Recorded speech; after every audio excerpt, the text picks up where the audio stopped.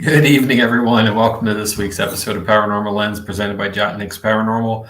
I am Jamie Widener. I'll be your host for this evening, along with that guy, Chad Thomas. Chad, what's going on, dude? Oh, lots going on. Had meetings tonight, and then I had a friend's podcast that I had to catch. Our friend Jenny Yep. was on her inaugural episode Yep. with Kim and Anthony, and did a wonderful job. So I was going to come clean and tell you that I moonlighted this evening as well, but I'm glad you beat me to it, so it doesn't seem so bad. But yeah, great first episode, guys. The show is called Seekers Chronicles Paranormal Historians, and this was episode 1, the launch tonight. So great job to everybody, mm-hmm. and many more to come. Yep. How was your week? Did you do anything exciting over the weekend, perhaps? We were at the brewery. Yeah. It's been a while. So, hey, Marie, good to see you. Good evening. We were at the brewery. It was a good, interesting evening. We didn't have a lot of people, but there was a lot of activity going on. It sure was. Yeah, there really was. It's funny like that. When we have a full house and there's 3 teams working, 3 floors all at the same time, everybody's in their spaces. There's so much activity happening, energy activity happening with everybody there.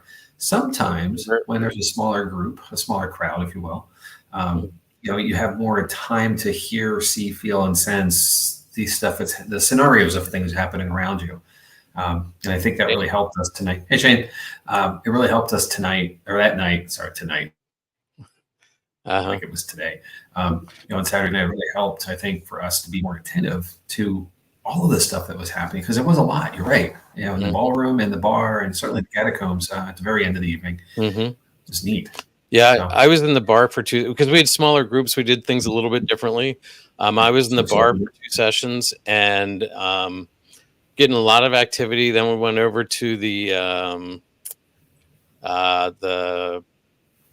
Peacock Room. That's the one. And I had Mary hanging out with me. They on the SLS, they actually saw something standing next to me, and I could sort of feel her there. And then there was something going on in the canopy room that Amanda and I had some time that we went in, and at first it felt like it was something that wasn't supposed to be there, but we sort of worked out that it was somebody hiding who had been accused of something. And it wasn't. It was just interesting. It was a really interesting experience. So. You think it was a remnant of the murder mystery dinner that was there before? It could have been, but no, it felt a little. Shots were fired, so it was definitely an interesting experience. So, but we sort of gave it some closure and said, "Look, your time's done. Your punishment. You're not under." And it was, and gave it the choice of what it wanted to do. So it was interesting. It was fun. Very cool. And you were upstairs, I think, right? Yeah, I was in the ballroom for both sessions, and there was a lot of activity toward the back of the room, toward the bedrooms, away from the main area. And I don't know if you want to show this or not, or play this or not, but I know Alex, one of our investigators, or our trainee investigator, and also I want to say your favorite son, but then Ben would have a fit, right? Right. But Ben doesn't watch, so I can say whatever I want. Oh gosh, I hope he's not watching. Anyway, love you, Ben. The situation is they were in the very back of the room, back in the hallway that led to the bedroom that used to belong to Ani and Tekla, the 2 of the girls in the family. And Alex is doing call and response, and just asking for some contact. And we got to us, a very clear audio. He heard it live and captured it. And right. It's interesting. And I'm not sure how, if you guys don't have headphones, obviously you're probably not going to catch this as well. But why don't we play it? And let's see what we see. The screen's going to go dark. I'd say go ahead and turn your volume up, and we'll play. It's about right next to the microphone. Speaker. Oh, mic. Yeah, sorry, speaker. Anyway, so it's about 40 seconds. So here we go. Yeah, was that you? Well, thank you for making a noise back there. Can you do it again?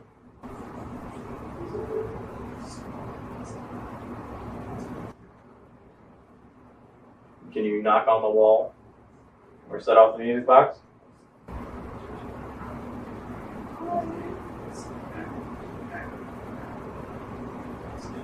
Did you hear that? Yeah, close to. That sounded like a young voice, like a kid's voice. Yeah. Thank you so much. Wow.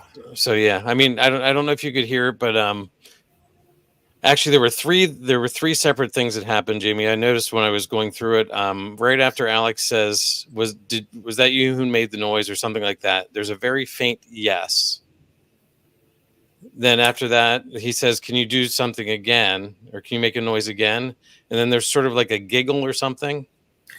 And then the next section was where they all clearly heard something. They heard a voice, or they heard something say Ani. Now, the thing to know about that is Ani is one of the children who would have been in that space a lot. So Absolutely. Yep. So yeah. So and it's for us, as many times as we've been there, and it's a regular now monthly, but before bi-monthly or twice a month gig. I always get that backwards. In years past, I have not ever heard anything so clear coming from that area, and it's certainly in context to being able to tell a generalization of age. It's certainly not what I would consider an adult voice. And it has that playful sound to it. It's very light and just so cool. And this is the excitement that we always have when we capture evidence, right? Mm-hmm. Yep. And certainly something new for us in that area too. So, but we spend a lot of time back in that space, in that area, and that tells me that hopefully we're starting to move forward with some better engagement there. So, great catch, Alex. If you're watching, great catch and. Thanks for sharing it with us. We shared this right away. He heard it. He knew about it. He went and pulled his headphones out. In the break of the session, was saying, "Listen to this." Like it was fresh for all of us, and it is. And with a headset on, it's a lot clearer as well than just speaking and listening through now. Yeah, man, so cool. So, one of the other funny things that happened is, and Alex is developing into a very good investigator. I agree. But the funny thing is the kids wanted to talk to him. And David, who has a connection with them, they kicked him out. They basically told him to go to the other end of the room, and they wanted to talk to Alex. And I think he has that playful. He is a big kid. Come on, let's be honest. Well, and he's had younger siblings that in a good way, right? He's still very playful himself. So So anyway, I think they like him. I think they can associate with him really well. So I think so too. And it shows. And those are the opportunities. And that's the other side of this. As an investigator, if we're paying attention, to the space we're in, and you get like the you got to go kind of moment, you got to follow that. You got to pay attention and listen to it and leave, and then allow the investigation to continue, and that's why we partner up, right? So it's not always just one person, there's two of us. We can play that if we need to. And in the case of David, he came to the back of the room where I was I was standing back a bit, and he set up a flashlight with a call and response there, and it started activating almost immediately as well. So it wasn't like his presence in that where they were was cutting things off. He just had other activity elsewhere. So it was quite, and that's another proof that there's stuff happening all around us. It's just so hard sometimes to capture it all. Mm-hmm. And the thing, the thing to go with that too is if you tell a spirit that if you want me to leave, turn the flashlight on, and they turn the flashlight on, you got to respect it. You can't just. You gotta go. It's your cue. So, we had a question from Shane about the catacombs. Yes, but no, and it's random. So that's the yes part, but no, and not in any consistency. There was a window a few months ago where there was some kind of activity in the lowest part of the catacombs around someone, and near the lowest part of the catacomb where the grade is, and then the next level down that's off limits. Something in that corner around someone who was at least a soldier of some sort, whether it was Civil War or Revolutionary War, who knows? We obviously didn't get very far with it. No one introduced themselves that way and came forward to say I'm so and so or such and such. But through the process of deduction, we kind of figured out it was Civil War, at least our belief. So yes, but limited. Right. And it's interesting too. I think that night, we usually follow a murder mystery dinner at the brewery, and it's in the Central Hotel where we start off at.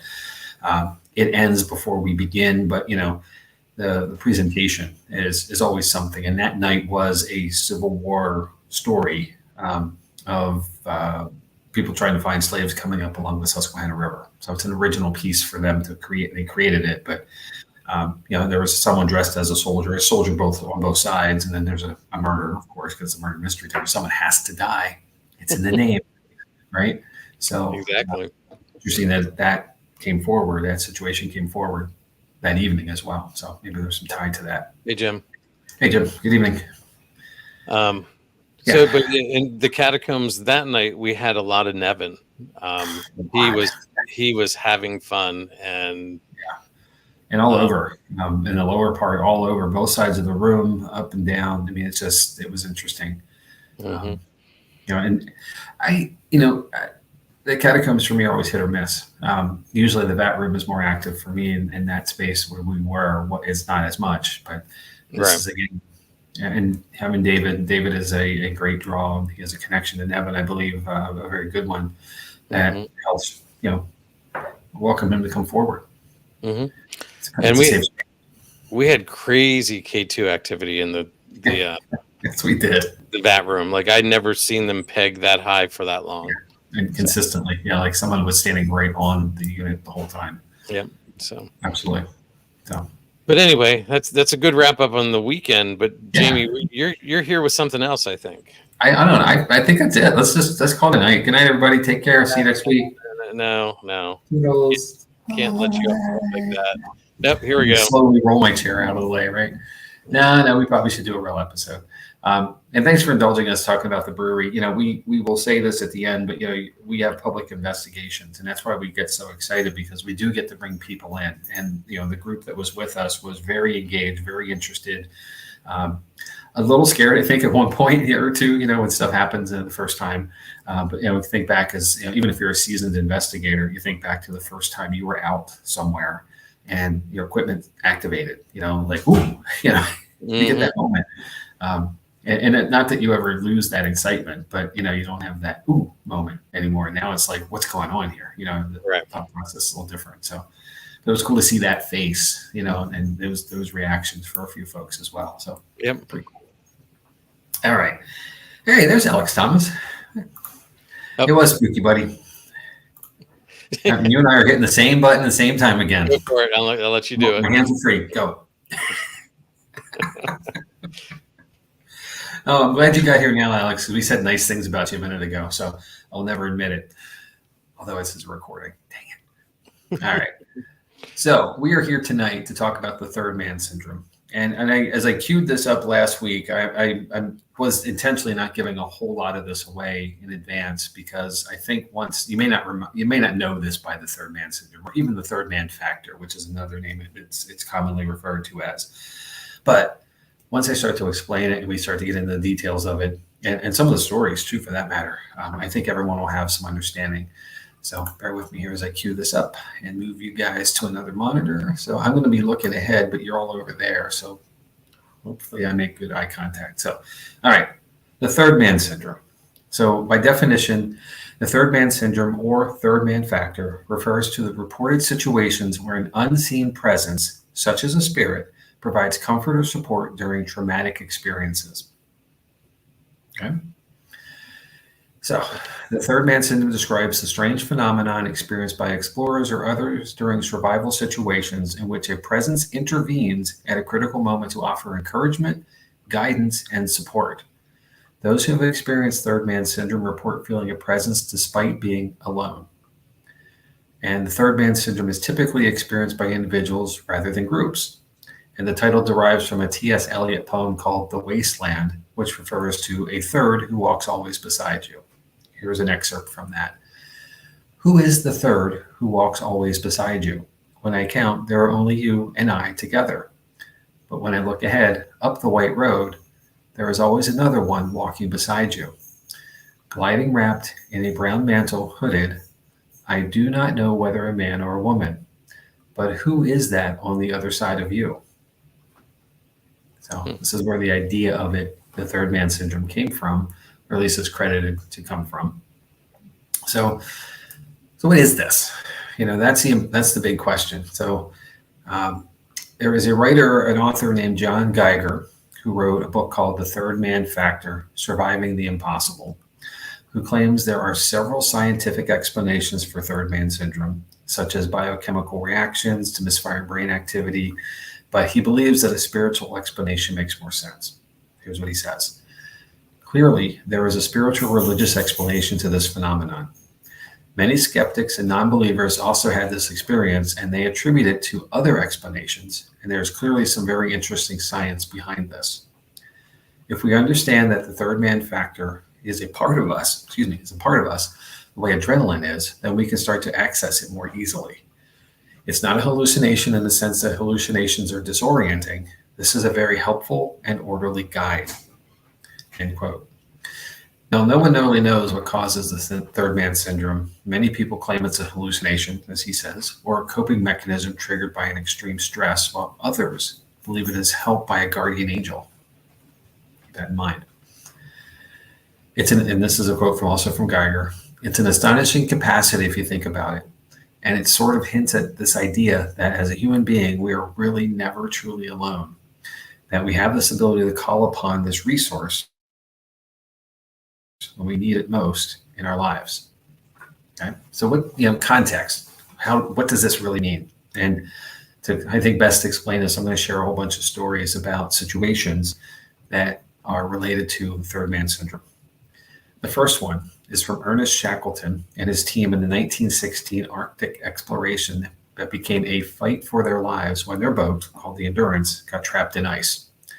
You think about 1916, this was a wooden ship, right? So being trapped in the ice was usually not good, as it would have collapsed some of the hull. So they had to get out, and they couldn't just sit there and wait. So the route to safety was grueling. Shackleton and two companions, a guy named Tom Crean and another one named Frank Worsley, embarked on a journey across mountain ranges and glaciers to a whaling station in Stromness Bay. For more than a day, the men trekked across the island of South Georgia, and against all odds, they survived. They largely credit their survival with a fourth traveler, a presence that they all felt, which provided hope and direction, but was never really there. This is a quote from Shackleton. I know that during that long and racking march of 36 hours over the unnamed mountains and glaciers of South Georgia, it seemed to me often that we were four, not three. And this is from an excerpt from his book called South, which is about the entire expedition.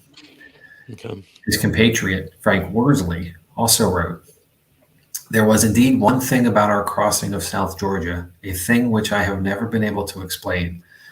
Whenever I reviewed the incidents of that march, I had the subconscious feeling that there were four of us instead of three.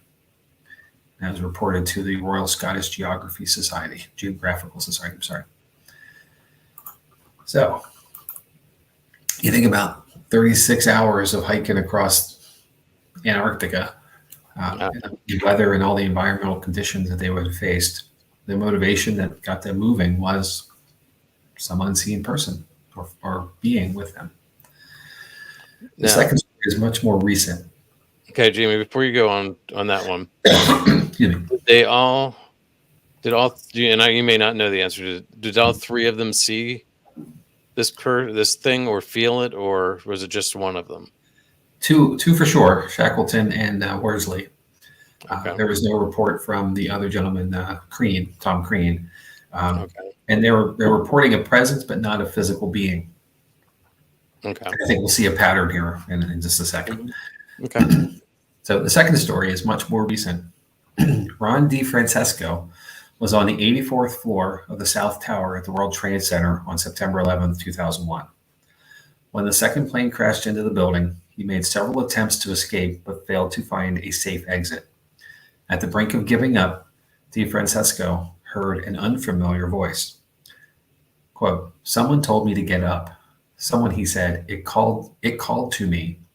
The voice, which was male, but did not belong to one of the people in the stairwell, was insistent, get up. It addressed DeFrancesco by his first name and gave him encouragement. It was, hey, you can do this. But it was more than a voice. There was also a vivid sense of a physical presence. I had the sensation that somebody lifted me up. I was led to the stairs. I don't think someone grabbed my hand, but I was definitely led. With help from what DeFrancesco describes as an angel, he made it out of the South Tower alive. He was only one of 4 people to escape from above the 81st floor that day. Wow. So, again, a clear direction, clear support, but not a physical presence. The next story.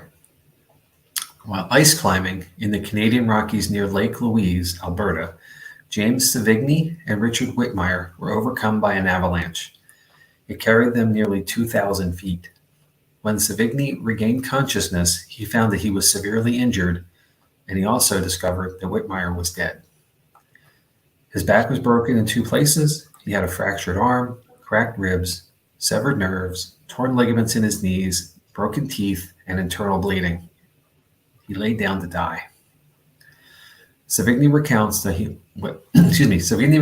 he felt a sudden, strange sensation of an invisible being very close at hand. It was something I couldn't see, but it was a physical presence.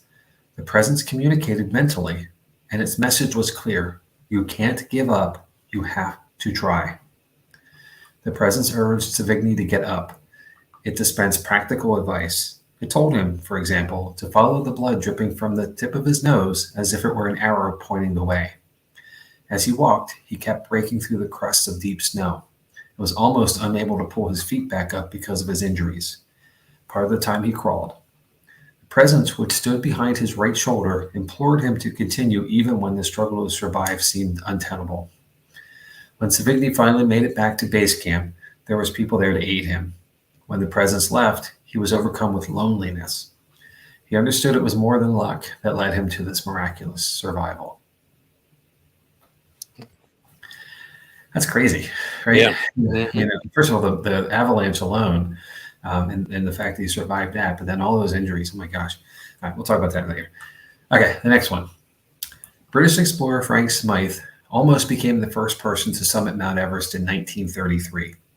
Along with his climbing party, Smythe made the intense journey towards the summit in poor conditions, but his party soon turned back after terrible weather and lack of oxygen made the summit an impossible task. Smythe continued, determined to complete the summit, but narrowly missed it by 304 meters, which is about 1,000 feet. When Smythe was completely alone, that isn't how he remembered it. All the time that I was climbing alone, I had a strong feeling that I was accompanied by a second person. The feeling was so strong that it completely eliminated all loneliness I might have otherwise have felt. At one point, Smythe was so convinced that his imaginary guide, that he tried to share some Kendall mint cake with it, but upon turning around, realizing there was no one there with him. Next. Henry Stoker, a submarine commander and distant relative of Dracula creator Bram Stoker. It's spooky season. We had to bring Bram Stoker into this. Yeah. All right. See how I did that? He wrote about how he and two others escaped from a Turkish prisoner of war camp and attempted to cross 350 miles of rugged terrain to reach the coast with neither maps nor compasses and only meager rations of raisins and cocoa powder.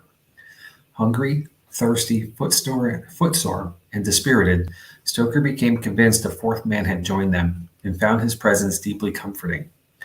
When he later discussed it with his colleagues, he realized they too had experienced the same thing. Okay. The next.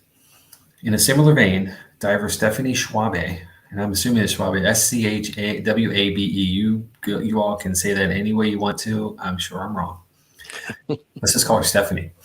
Escaped certain death when she heard the voice of her late husband and diving partner, Rob Palmer. Diving in an underwater cave off South Bahama Island in August of 1997, Stephanie lost the guideline, which led back to the entrance, and began to panic. Convinced she was going to die and still desperately missing her husband, she gave up on life. Then, at the height of her depression and sadness, quote, I suddenly felt flushed, and it seemed like my field of vision had become brighter. She believed the presence to be her dead husband and heard him mentally communicating with her, calming her down and instilling in her in the belief that she would survive. Calmed by his presence, Stephanie discovered renewed resolve. This time, she slowly and methodically scanned the cave, and just as she saw the flash of a white line, the presence left her. Swimming immediately to the line, she followed it to the surface and emerged unscathed. Mm. This one's a little different. I was once crossing the street when on my phone when I felt a hand pull me back by the collar onto the sidewalk. I watched as a car sped by in front of me that definitely would have hit me. I turned around to thank the person who saved me, but there was no one there. It's an anonymous submission. Right. So that was Right. actually a physical. A physical, yeah. So it's uniquely different than the others so far. Mhm. All right, I have one more. And excuse me. Once I went on a skiing trip with some friends. After the first day of skiing, we headed back down the slope. Right at the bottom near the chairlift, my ski tips crossed and I fell. I was in pain after the fall, but I got up and I went back to my room at the hotel. The pain was getting worse and I feared it was a cracked rib. I was sitting on the bed, waiting for the tub to fill, when I heard a male voice say, "Get up for your spleen." Or get help for your spleen, I'm sorry. I got up, got dressed, and headed down to the lobby, where they took me to the Slopes medical building. After the exam, the guy there said that I could go and probably would be okay. I asked him to call an ambulance because of what the voice said. 3 hours and 90 miles later, we arrived at the regional hospital. They took me in and ran a CAT scan on me. The doctor came back and said I was bleeding internally and that my spleen had ruptured. I am so glad I listened to the voice, or I would have died that night in that hotel room. Wow. So, some scenarios and some stories. So let's talk some science for a second. So, for those who do not believe in guardian angels or even a higher power, the most likely explanation is one suggested by some scientists in Sweden. In a laboratory setting, they were able to invoke such a presence in an epileptic 22-year-old woman by electronically stimulating part of her brain. Every time they stimulated the left temporoparietal junction, a part of the brain involved in organizing sensory information, the woman turned her head to the side, convinced that there was someone there. When the electrical current was switched off, she turned her head back again, reporting that the sensation had ceased. This mechanism has been called a switch. Although people in everyday life are not electrically stimulated, scientists believe those under extreme physical stress at the limits of their endurance would have access to this switch. Okay. To conclude, and this is a lot of stuff here. So Yeah. I understand the scientific explanation of the temporal stimulation. I do. I get that. And I get that we have an innate sense of self-preservation to make the extraordinary seem ordinary when put under extreme stress. We have a way. Right. The part I find most interesting is the sense of calm and or focus people report and the feeling of another's presence. To me, it's that part that most intrigues me, as well as we have all relied on another at some point for their calmness and support to get through a scary or stressful situation. I mean, honestly, who hasn't climbed in their parents' bed during a thunderstorm, right? Or held another's hand when an unexpected turbulence hits on a flight. Right. And it's a true story, Chad. I was flying to Orlando several years ago, and I was on an aisle seat in the middle, and the window were two high school kids on the way to a Disney trip. Think of your kids, our kids heading down, school trip. Mm-hmm. So the girl in the middle, first flight, already scared. Somewhere about halfway, we hit something that bounced the plane. You know how it goes. Oh yeah. Not only did she scream, she also grabbed my hand with such force that I thought she was going to break it. I swear. And her friend just looked over and laughed at her because apparently she had flown before. Right. So, and I get this. Okay, I traveled a whole lot for years and years and years. I know this feeling. I remember my first couple times with it. I'm like, oh gosh, this is it. Mm-hmm. So I'm cool. I'm not arguing with her, but after about 5 minutes or so, I look over and I said, I think you can let go now. So, and she did, and a little embarrassed, but I'm like, it's okay if I'm here if you need me. So, it happens. We have that. We seek something when We seek We have comfort. We yeah, do. we have that moment, right? So, with so many reported experiences, it's hard for me to believe that the third man syndrome could not be real. Unfortunately, I have never been in a situation to know if it is. And hopefully, Chad, you or I never will be. Right. So, I'd like to cite some sources here and we'll discuss. So, Yep. Deseret.com, iflscience.com, which is a really fun website, by the way, and thedailymail.com and BuzzFeed.com for this piece. So, dude, Wow. there's a lot, right? Mm-hmm. So, thoughts? And you guys as well. Yeah, please, if you're out here paying attention to this. Well, and then Bert's comments where my head went is when I tried to do the promo for this and read the little bit that it was like, well, it sounds like a guardian angel or a spirit guide to me. And I agree. I think I really, everybody has to have their own type of faith. And this is a type of faith, I think. And, I believe that there are guardian angels and spirit guides and a whole host of things that we don't understand or see. But they're available to us if we put ourselves in that mindset. Yep. And sometimes it takes something else to put us in that mindset. And I think when we have hit that exhaustion and we've hit that, like that is when our guard is at its lowest. And when we've given up, it's just like there's nothing, you're not fighting that. You're like, the one woman had completely given up and was ready to let herself go. She didn't have her guard up. Her protections were all down. So that's when it's easiest for the other side to come through and give us that encouragement. And it just happens to be when we need it. I think we both clicked here. No, this was all you. I hold on. I'm going to come back to this, Heather. Marie has a comment here. Some of it I feel like is just blind faith, and I don't think that's wrong. I don't. And it's interesting because the science side of this, is the math of it, if you will, is not based on faith. Science is the physical facts.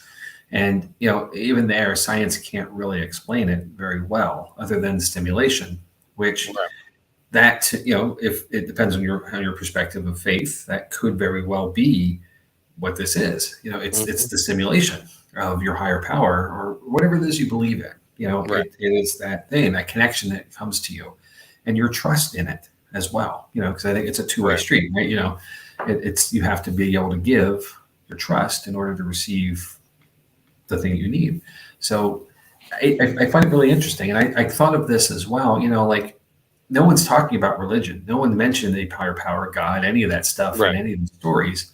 But, in the sense of it, it depends on what you want to see or feel. I can certainly see it being. And the guardian angel term, I don't know where that ever came from. I probably should have looked it up, I guess, to be fully prepared here. But the angel part of it, it's a connotation to religion. So that implies faith. And I think everybody, regardless if you're, a very devout religious individual or if you're an atheist or whatnot, you have to have, I think everybody has some faith. And we may not all call it the same thing. And I'm probably getting a little in my head here a little bit, but philosophically, but the idea of that is that things can happen. And, it's not happenstance. There's intention.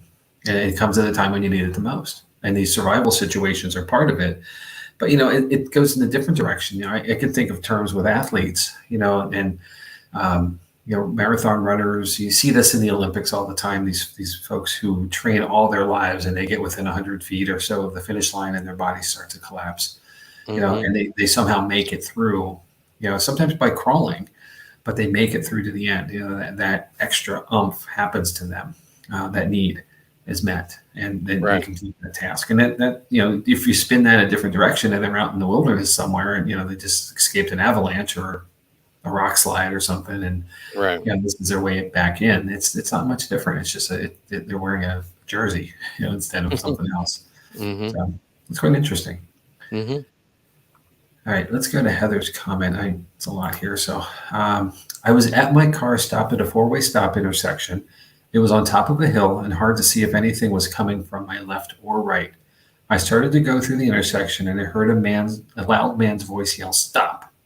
I slammed on my brakes. A big truck with a long trailer carrying a huge excavator sped through the stop sign. I would have died. Yeah, and Heather, that's really cool. Thank you for sharing. That's similar. A similar story. It was shared many times. In the instances of individuals experiencing the third man syndrome, that voice that says "don't." And a lot of times it's in cars. A lot of times it's intersections. It's not always like a dark, rainy night. Many times it's a bright, sunny day. Somebody, this instance, the truck, was going to blow that stop sign, and your interaction, was that, for lack of a better term, again, guardian angel, that Right. presence that said, "No, don't." Right. And thank you for being wise to listen to it. We really appreciate that, because Yeah. we're happy to hear. And Bert's comment on this is her ancestors are always around her, protecting her. Absolutely. And there's a good chance that it is ancestral. Sure. There's beliefs in the spirit world that we have family groups that we spend a lot of time with the spiritual family group, just like we do our human family group. So like your ancestral spirits are the same ones that you keep interacting with over the different time periods. So it's an interesting concept. Yeah, so I agree. And that is, those who are sensitive, and this kind of goes, we got to talk about this at some point, the whole paranormal test thing, that you and I have been discussing off camera. Right. The idea of how some of us, and many of us actually, are more susceptible, or not susceptible, that's the wrong word, in tune to paranormal presence than others are. Basically, it's almost a predisposition of genetics. The ability to do certain things and see certain things, sense certain things, Right. comes through, and there's a sort of test for it. It's not a test like an exam, but it's a walkthrough kind of thing, a visualization that you do, and the outcome of that visualization tells you your aptitude for Thank you. I was thinking plausibility. That's such a dorky word. But your aptitude or the innateness that you may have, and I'm sure we'll get to it at some point. Maybe make some tied into an episode. We're not there yet though, but that takes that to the same direction. It's a hereditary or genealogical connection. People pass down sensitivity, right? So that's cool. Yeah. Heather says, I've always felt them around me. Even as a child, I knew they were there. Now, an interesting follow-up to some of these people, Jamie, might be whether or not after they've experienced this, they have more experiences with it. After, right? Yeah. Because their guard or they've been opened up to the experience. So then does it happen more often? Because there's studies that show that people who have had near-death experiences, who have had that experience, then will see and be able to interact with spirits after that. So it's just a curious thing to me whether that is what goes on here. Well, I thought it was interesting in the third story with the gentleman with the avalanche, James Savigny. When he was found, he made it to the lodge or the base camp. As he arrived, the presence left him, and he felt a sense of an overcoming sense of loneliness. And also with our diver Stephanie, when she found the will to move forward, the presence left her there. So it's interesting how it gets you to a certain point and leaves you. And his Savigny's point is more so than Stephanie's, but the idea that you're now alone again, right? So your point, what does that open the door for more isn't necessarily explored in any of this, and not Right. something I've come across, but it's a really good question, especially, because these are stories and I could, if I really wanted to dig, I could have been going for like hours, with all the stories. There are so many of them out there, and obviously some are like kind of short stories, some are longer. I kind of picked some compelling ones on purpose to prove the point, the dynamic. But people have, there's just, it goes on and on and on. So this is not a limited or a rare phenomenon by any means. It's sad to say people are put in, dynamic situations often. That's also something that's interesting. But I did not notice anybody was in more than one. So they learned their lesson the first time. Well, that's good. I'm kidding, but yeah. So I feel bad for that guy or that girl either way. It happened over and over and over again. At some point, that guardian angels is like, nope, I'm busy. I need a break. No, it's definitely something. Yeah, and it is. That's a great way of saying it's something, and it's undiscovered to the sense of, again, back to, there's so many different opinions of what this could be. So, no one's going to say it's only this, and I think that's the cool thing about the field that we're in, because I could say, is it paranormal or not, Chad? Right. I think my answer would be maybe. But, it's not a clearly defined thing. And that's really what's cool about the field, is that we all can have our opinions and it's okay. We're not exclusive. Like what I say is fact. I'd like to think I'm telling the truth, and I've done some homework on it and some research enough to prove that, my point to it. And there's enough data to support it, but there's probably equal as much data in a different direction. And that's the cool dialogue I think we can all have when it comes to these kind of things, to really explore it fully. And I always encourage that kind of conversation. Yeah. We have the most interesting conversations with paranormal people. That. So yeah. Now, another intriguing thing in my head is, why was the scientific experimentation only done on the epileptic woman? Yeah, exactly. I couldn't find much else on it, so that was the key example that was found. But I'm hopeful there's others. My assumption is that it was because they were already doing testing to the brain with stimulation, but it's not a very good baseline if you're doing it to someone with a known problem already. So, or not problem. You know what I mean? I know how we say this delicately, right? Well, it's a curious question, and I don't have enough to say yes or no why they did that, but one way or the other. But it is. I think people have to be willing. Number one, this is an experiment, so people have to be willing to be experimented upon. And as we turn, there was a time in our history not so long ago where plenty of places that are now defunct. We're like, let's use Tala, Trans-Allegheny Lunatic Asylum as a great example, where there were tests done on people without their permission. And it was largely individuals who were already at a disadvantage. And that was the resource that was available. Those patients, they had no voice to defend themselves or stand up for themselves, to say no in a lot of ways. Or if they were saying yes to something that was expected, it would be favorable. And unfortunately, a lot of this had very, very negative outcomes, for them physically and personally.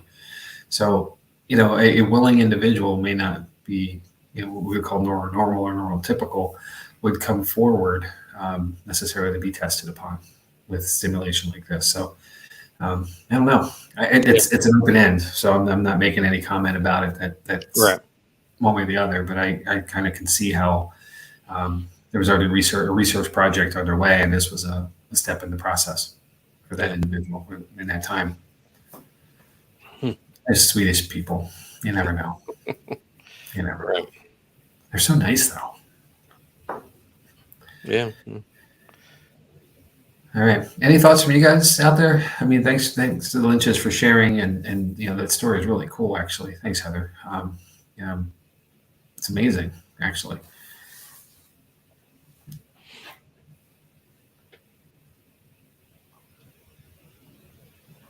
All right. Well, if nothing else, perhaps we should move on. What do you say, Jett?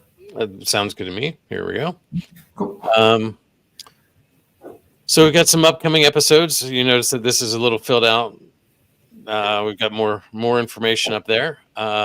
Next week, I will be talking about Wilson Castle. I'm really excited because I actually am talking to Andy from Wilson Castle tomorrow night. We've got a phone call with him just to get some information. He said, yeah, there's a lot of good information out there, but there's a lot of bad information out there. Sure. So he's willing to talk to me a little bit and see what's going on. The other thing I want to say about next week's episode, and Jamie, this is news to you, we're probably going to be trying a new streaming service next week because we've got some stuff going on with StreamYard, which has been our streaming service for the past year and a half, and we're looking to make some changes, make some things more cost effective, and we'll see how that goes. If we can make it work, if not, we'll still be here on StreamYard. So one way or the other, we'll be here. One way or the other. But this may be a smashing success, or this may be a crashing failure. So anyway, we'll see how that goes. We'll do it together. Yeah. So then after that, we've got the Well of Barhout. Yep. Just whatever you want. That's cool at this point. All right. The weekend after the Tuesday after that, we've got Daryl Marston talking about the investigation at Boobies. Yep. Then the week after that, follow up on our spectacular event. Which we'll talk about in a minute. Yep. The Tuesday after that, we're going to have Ron and Lourdes to talk about their part of that event. Hopefully, we'll have some clips. We'll see how that goes. Hopefully. It would be nice to have some clips from that event. So after that, I'm going to go talk about the Mount Washington Hotel. Then Jamie's doing Rose Mackenberg. I'm going to discuss the Queen Mary on the 19th of November. And on the 26th, we're going to cover another triangle, the Great Lakes Triangle. There are triangles everywhere. There are. So I'm excited. We got a lot of good stuff coming up.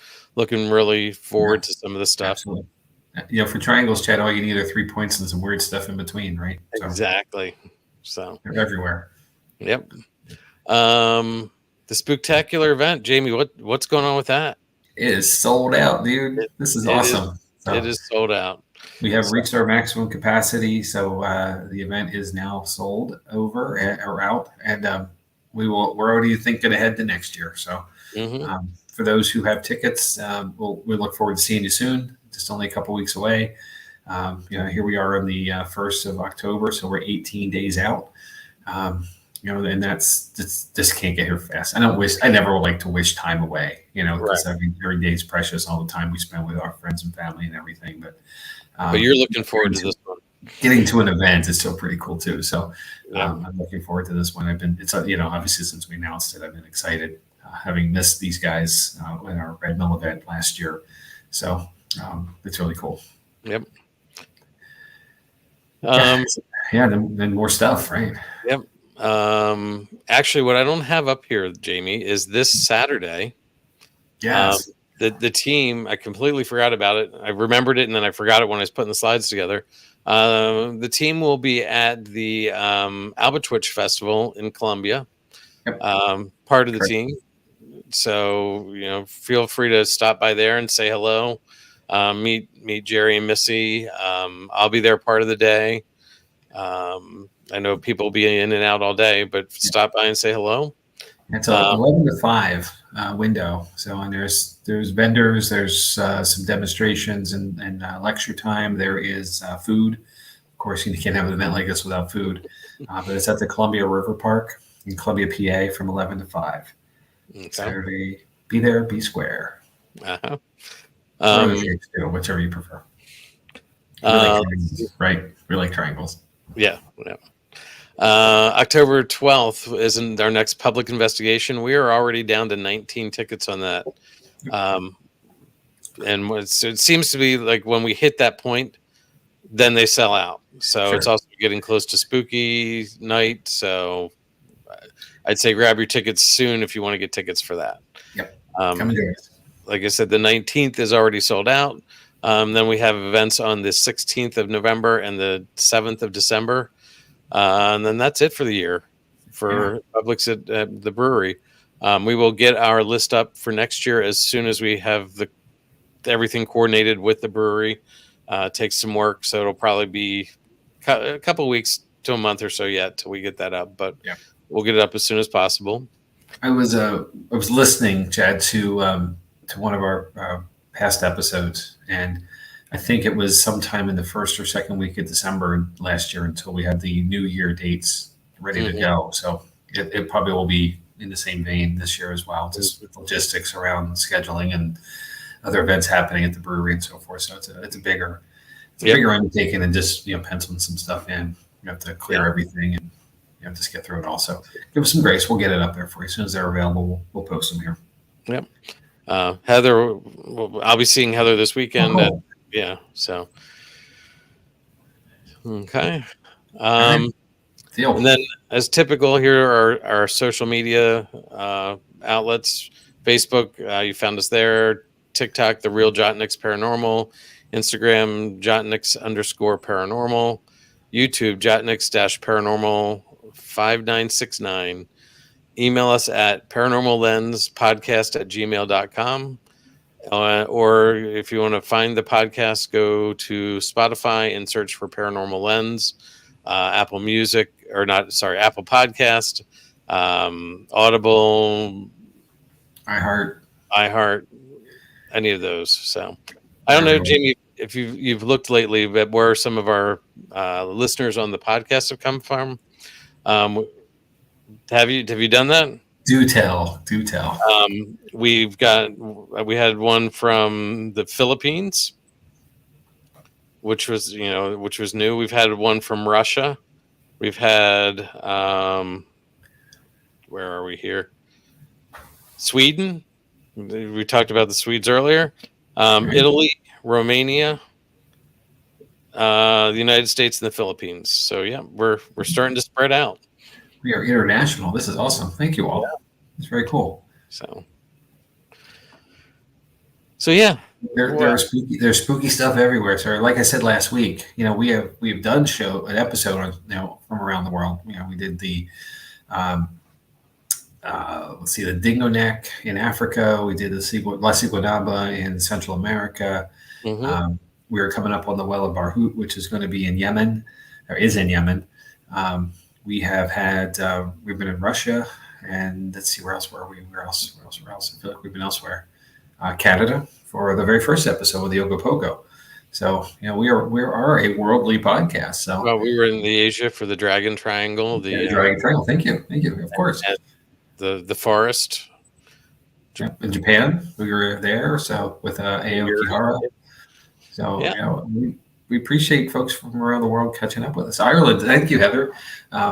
We did the Puka. And Scotland, because we were in Scotland last week. So there's spooky stuff everywhere. So, and if it's out there, we're going to find it eventually. So, if you have something you'd like us to talk about, feel free to shoot us an email. The Paranormal Lens Podcast @gmail.com address gets right to Chad. Then Chad shares with me. And then we go, cool, let's do that. And then, we've certainly done some listener submissions already, and we're happy to do more. Of course, we list the schedule for you, what we want to do, but we can plug and play stuff all the time. Exactly. I'd much rather bump my episode on something back to get what you want to see or hear, and catch it later. So feel free, reach out, touch base, and if it's your own story, we'll share it. So just let us know. Or we'll have you come on and share it. We're open to that too. Yeah, we know how to make this work now. So, now that we're going to try another one, another service, we figured this one out. We're going to go try and figure out another one. Gosh, it's crazy, right? It's the same about this, Chad. Like, almost 2 years ago, we were starting to talk about this, how to do this, right?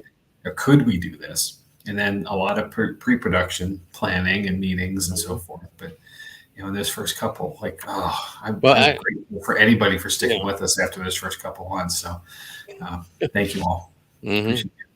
So, and then that takes me to something else. So, with respect to those who find us on the streaming services, please feel free to leave us a review, give us some stars, give us something to let us know how we're doing. we sit here and we talk to each other, and we know people are here with us in this live episode, because of comments and such. But after the fact, when it's out there to the world on the streaming lines, wherever you are in the world, how you're finding us, we don't know what you're up to. So how you feel about it. So just give us, leave us a comment, give us some stars. 5's great. We love that. And that's obviously, we hope we've earned them, but if it's less, that's cool too. I can't ask for 6 or 7 or 8 even. So, 5's great, but, we appreciate you, and let us know, and let us know how we're doing, and let us know what else we could be doing for you. Rick. Yes. Our dear friend, Rick Fisher. He will be all over the Alba Twitch Festival on Saturday. And he is a local author as well. He's written several books, but one being on the Alba Twitch itself, and having a personal experience, the catalyst for that. So we should find some time for Rick.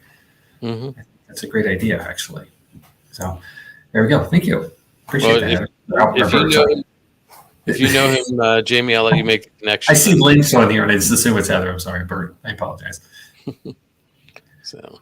I'm sorry, what were you saying, Chad? If you know him, I'll let you make that connection and get that one. I don't know him well. I met him once a while ago, 2 or 3 or so years ago, maybe even 4 by now. So but I know people who know him well. So well, maybe I'll meet him on Saturday. Maybe I'll have Jerry. He will definitely be there. Don't you worry.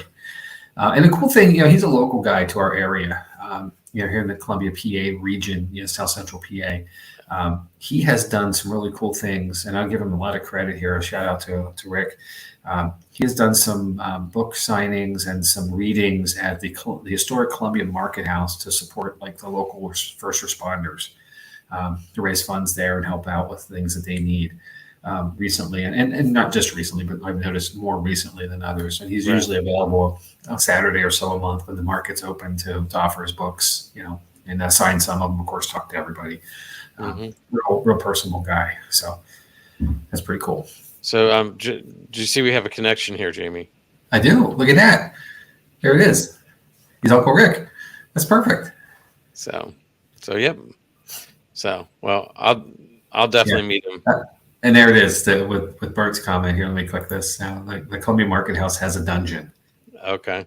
So I highly recommend anybody who's in the area. The market's a Tuesday and Saturday kind of thing. Saturdays are obviously easier for weekends and so forth, but the whole downtown of Columbia has a lot to do. But the market itself used to be a jail, hence it has dungeons in the basement, dungeon cells. And there's 4 now, or 3 or 4. And I'm a kid from Columbia, so this is near and dear to me. I will not be shameful to say this, but as a kid, we were able to get down in there and close the doors and stuff like that. And I forgot, what it was like to be in a cell until we went to West Virginia.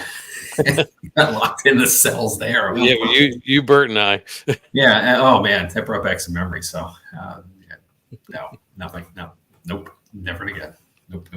So, anyway, it's a really cool thing to see and do. And the Alba Twitch Festival, of course, gives you a reason to come to Columbia. So stick around, have a day with us. Lots of cool things, and antiques galore as well. So bring your pocketbooks and your wallets. We'll have something fun for you. So, all right, shameful plug over. Shameless plug, I should say, over. Maybe it might have been shameful. I don't know. But, so right. So, well, you want to wrap this up? I would say last thoughts on the third man syndrome or third man factor for you, Chad. I mean, I think there's something there, like I said before. And like you said, I hope I never need it, but I'm comforted that if I do, that's there. So. I mean, that's all we ever could ask for, right? And again, I hope no one watching and listening or anyone we know ever gets put in a survival situation that is so extraordinary that you have to summon this factor, the syndrome, comes to you. But it is somewhat comforting to know it's available. It's in us. And I think that was something interesting. One of the authors said, the author itself said, it is part of us and we just don't know it because we don't need it. And it's somewhat comforting, and it's part of us. And it kind of sort of explains away the mystique of it. So I don't buy that 100%, but yeah. And the great comment here from Bert, pay attention to your inner or outer outer voice. Mhm. Bert, I think your outer voice is Heather, but still, it's a good thing to listen to either way. Um, so yeah, this was a fun episode. Thanks for indulging me with it. No, very, very well researched, Jamie, and I appreciate you sharing it. So Yeah, I'm glad we could get to it. And one of the uniquenesses of the field, like I said, I say this all the time: we have no walls. This is such a broad category of things that we can bring here, and that's what we're going to try to do. That's what we've been doing, and we're going to keep trying to do so. Let's bring something interesting and unique to the table and share it with everybody. Yep. Have a discussion. That's how things get done. And I'm sorry, I got to share this last comment from Bert, but yeah, you're right, sir. Mama didn't raise no fool, so always listen to your wife. So, well, on that note, thank everybody who has joined us tonight and is going to join us on the streaming services. We appreciate you coming out and supporting us, and we will see you next week here talking about Wilson Castle. Look forward to see you then. All right. Good night. Yes.